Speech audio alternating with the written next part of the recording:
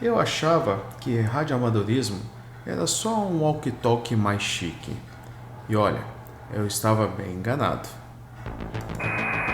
We've never called here. We had a very wet and stormy winter over. Bem-vindo ao Prosa da Faixa. Eu sou o Teles, do Papa Uniform 5 Tango Mike Alpha. Estou começando essa jornada literalmente do zero. Para quem não me conhece, eu sou chefe escoteiro do ramo sênior e hoje trabalho com tecnologia, mais voltado para a área de desenvolvimento de software. E apesar de ser do ramo de tecnologia, mexer com rádio nunca foi algo que eu soube, e garanto que eu sabia muito menos quando eu comecei. Então, se você também é iniciante, vem tranquilo, a gente está junto nessa bagunça organizada, tentando dia após dia entrar na prosa da faixa. Eu sempre tive interesse no radioamadorismo, mas era mais aquele interesse de gaveta, sabe? Um dia eu vejo isso quando eu tiver tempo.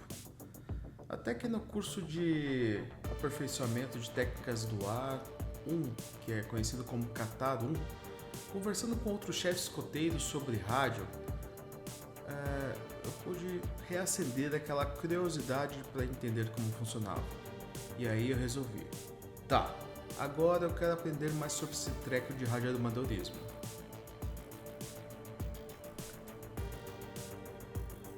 Quando eu comecei, eu não sabia literalmente nada. Achava que rádio amador era só um walkie-talkie mais turbinado.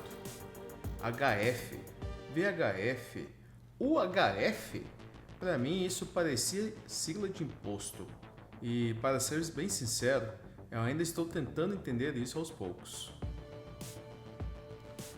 Depois que eu decidi que eu queria entender mais sobre como era o radioamadorismo, eu fiz o próximo passo lógico.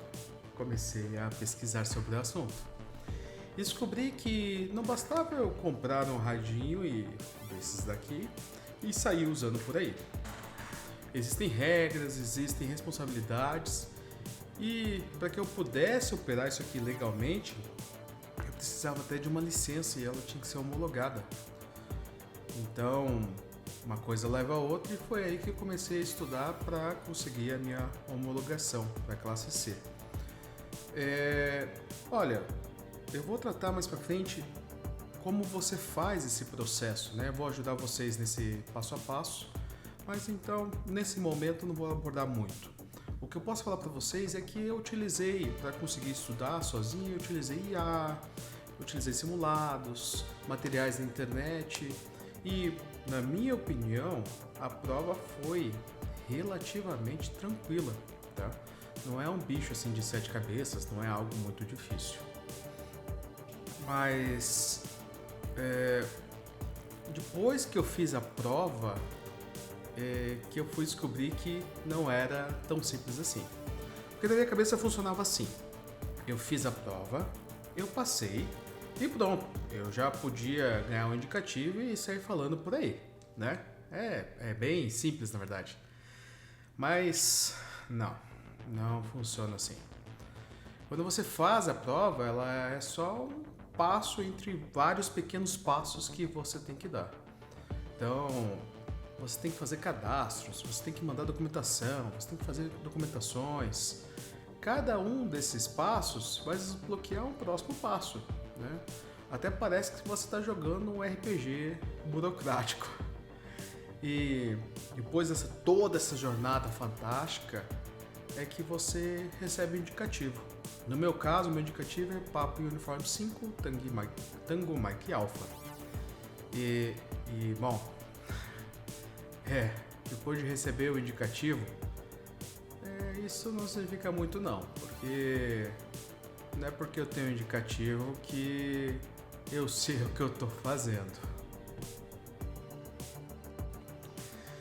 Então eu passei por toda essa parte burocrática. Eu fiz a prova, eu fiz a minha homologação, eu consegui minha licença e agora eu tenho um indicativo em que eu posso operar os rádios. E, bom, depois disso, lógico, todo o conhecimento que eu nunca tive surgiu na minha cabeça, certo? Não, não é certo. Eu sabia a etiqueta, eu sabia as regras, eu sabia como fazer chamadas, mas tudo isso era na teoria, porque na prática as coisas são diferentes. Não que as pessoas não respeitem isso, mas é difícil você pegar o timing, você conseguir chegar lá das primeiras vezes que você tenta. Como que eu utilizava o meu radinho, e eu não tenho uma base fixa ainda, tá? Eu comecei com esse radinho e ainda tenho o radinho. Como que eu utilizei o meu Baofengzinho aqui para conseguir falar com uma repetidora? Quando que eu poderia chamar essa repetidora? O que dizer quando eu chamava essa repetidora? Como responder caso alguém me chamasse? Tudo isso era novo demais e ainda é novo até hoje. Eu me sentia e ainda me sinto um tanto perdido, que eu praticamente sabia as regras de um jogo, mas eu não sabia como jogar ele. Parecia um peixe fora d'água nadando enquanto eu segurava o meu HTzinho. O que eu posso falar para vocês é que nós só aprendemos a operar utilizando e usando o rádio e sofrendo. A minha primeira conversa, o meu primeiro QSO, ele foi bem peculiar. Ele aconteceu em uma reunião da ARPA, que é a Associação de Radioamadores do Paraná, e que eu fui convidado. Essa reunião ela foi com o intuito do movimento escoteiro. Eles estavam conversando sobre a introdução dos jovens ao radioamadorismo e sobre o projeto que estava sendo feito. E eu estava escutando ela com o meu Baofeng.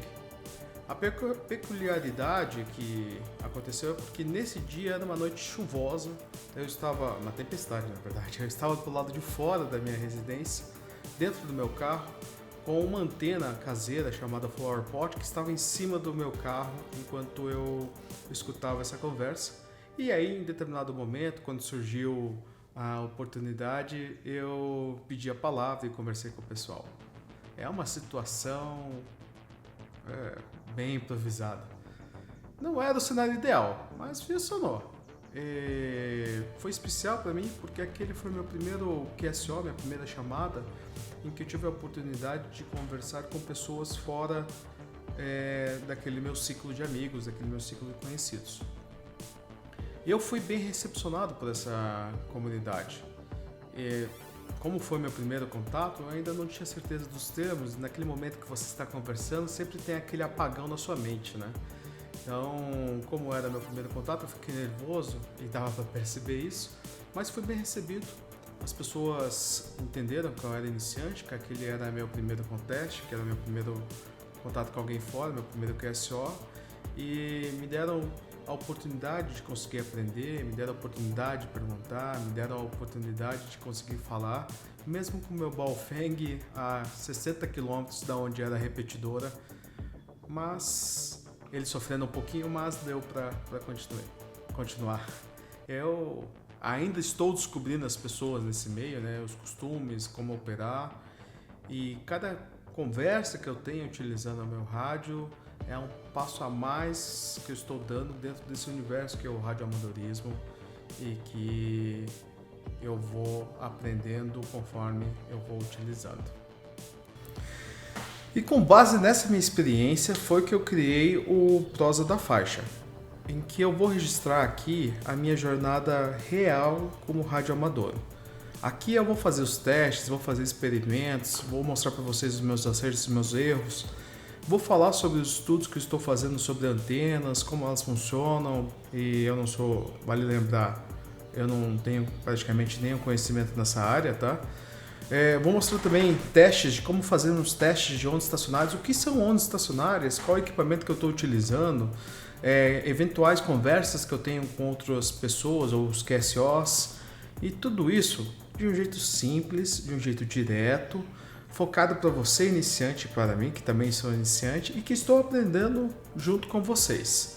Se você está começando nesse universo ou quer entender um pouco mais desse universo, que é ser um radioamador ou do radioamadorismo, este aqui é o seu lugar.